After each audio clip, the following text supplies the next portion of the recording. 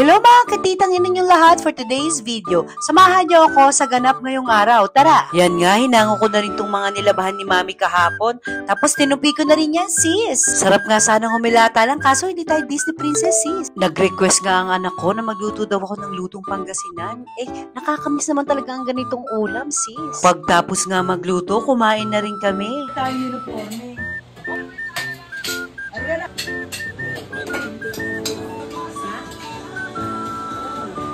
Pagtapos nga namin kumain, nagluto na rin ako ng pangsisig. Ito kasi yung isi-share ko mamayang hapon pagpunta ko sa South. Meron kasing small get-together yung mga kabatchmate ko, kaya kailangan natin magluto nito. Tsaka, namiss ko na rin ang sisig.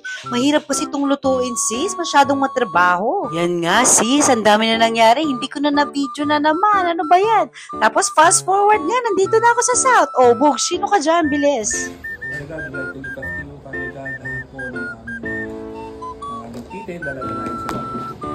Ganyan si Rising Gitna. Acceptance is the key. Pagka malamig, arthritis, masakit.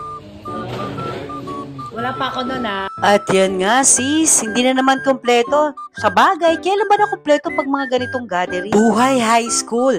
Maingay, magulo, nakaka-stress, pero punong-puno ng kwento. May mga quizzes na di mo inaasahan, may crush na di ka naman tinitignan sis. At may lessons na hindi tinuturo ng teacher, pero tinuturo ng buhay. Dito mo rin unang natutunan paano makisama, paano magtiwala, paano mabigo, at paano bumangon ulit sis. High school life, isang chapter na mahirap pero hindi mo malilimutan.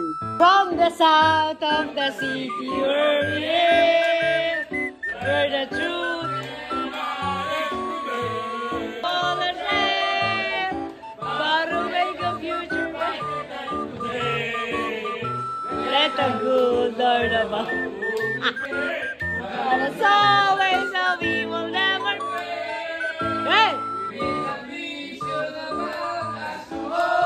Ikaw, anong kwentong high school mo? O siya, hanggang dito na lang. Until my next video, please follow, like, and share. Supportahan niyo naman ang titang ina niyo lahat! Bye!